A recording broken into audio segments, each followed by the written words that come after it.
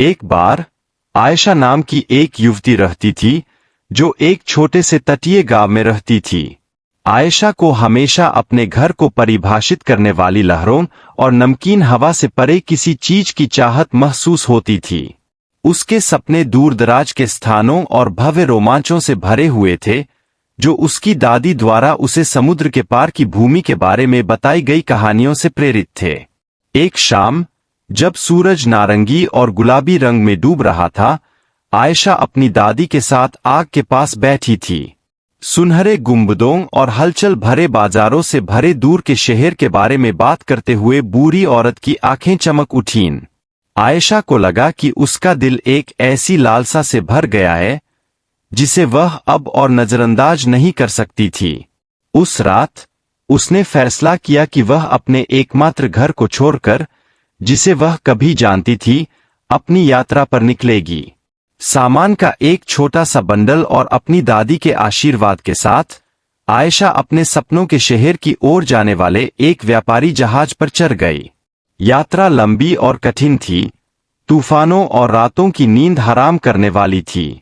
फिर भी हर कठिनाई के दौरान आयशा को उद्देश्य और दृढ़ संकल्प की बढ़ती भावना महसूस हुई। उसने चालक दल के बीच दोस्त बनाए, तारों से नेविगेट करना सीखा और यहाँ तक कि कहानी कहने की प्रतिभा भी खोजी, जिससे उसे समुद्र में लंबी रातों के दौरान सम्मान का स्थान मिला। जब जहाज अंततः भव्य शहर में पहुंचा, तो आयशा यह दृश्य देखकर अभिभूत हो गई। सुनहरे गुंबद सूरज की रोशनी में चमक रहे थे और हवा विदेशी मसालों की खुशबू और सैकड़ों अलग अलग भाषाओं की आवाज से भर गई थी। वह आश्चर्यचकित होकर सड़कों पर घूमती रही, हर नए अनुभव को विस्मय भरी आंखों से ग्रहण करती रही। लेकिन यह शहर अपनी सारी सुंदरता के बावजूद चुनौतियों का स्थान भी था। आयशा को अपने पैरों पर खड़ा होने के लिए संघर्ष करना पड़ा, छोटे मोटे काम करने पड़े और तंग क्वार्टरों में सोना पड़ा। फिर भी उसने कभी भी अपने सपने को नजरअंदाज नहीं किया। उन्होंने हर असफलता को एक सबक के रूप में और हर असफलता को आगे बढ़ने के अवसर के रूप में लिया। एक दिन एक हलचल भरे बाजार की खोज करते समय आयशा को जटिल आभूषण बनाने वाले कारीगरों के एक समूह का सामना करना पड़ा। उसने मंत्रमुग्ध होकर उन्हें काम करते देखा, उसकी जिज्ञासा बढ़ गई।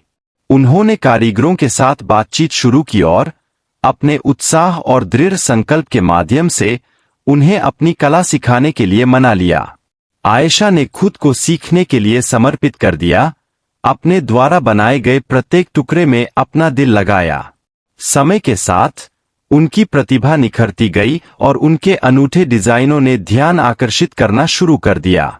शहर भर से ग्राहकों ने उसे खोजा और जल्द ही आयशा के पास बाजार में अपना खुद का स्टॉल था। उसके आभूषण अपनी सुंदरता और शिल्प कौशल के लिए जाने जाते हैं, लेकिन उससे भी अधिक यह कहानियां सुनाता है, समुद्र की कहानियां, यात्राओं की, सपनों के पीछा करने की और साकार होने की। साल बीतते गए और आयशा का छोटा सा स्टॉल एक फलते फूलते व्यवसाय में बदल गया। वह समुद्र के किनारे स्थित अपने गांव या उस दादी को कभी नहीं भूली जिसने उसके सपनों को जगाया था। एक गर्मियों में वह घर लौटी, उसका जहाज उसकी यात्रा के उपहारों और खजानों से भरा हुआ था।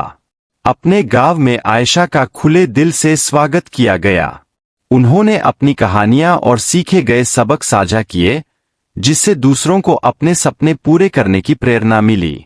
उन्होंने एक कार्यशाला की स्थापना की, जिसमें वह शिल्प सिखाया गया जिसने उनके जीवन को बदल दिया, यह सुनिश्चित करते हुए कि उनकी यात्रा की विरासत दूसरों के हाथों में जारी रहेगी। आयशा की यात्रा उसे घर से बहुत दूर ले गई थी, लेकिन यह उसे वापस भी ले आई, बदल गई और पूर्ण हो गई। उनकी कहानी आशा और प्रेरणा की किरण बन गई, सपनों की शक्ति और उनका पालन करने के साहस का प्रमाण, चाहे वे कहीं भी ले जाएं।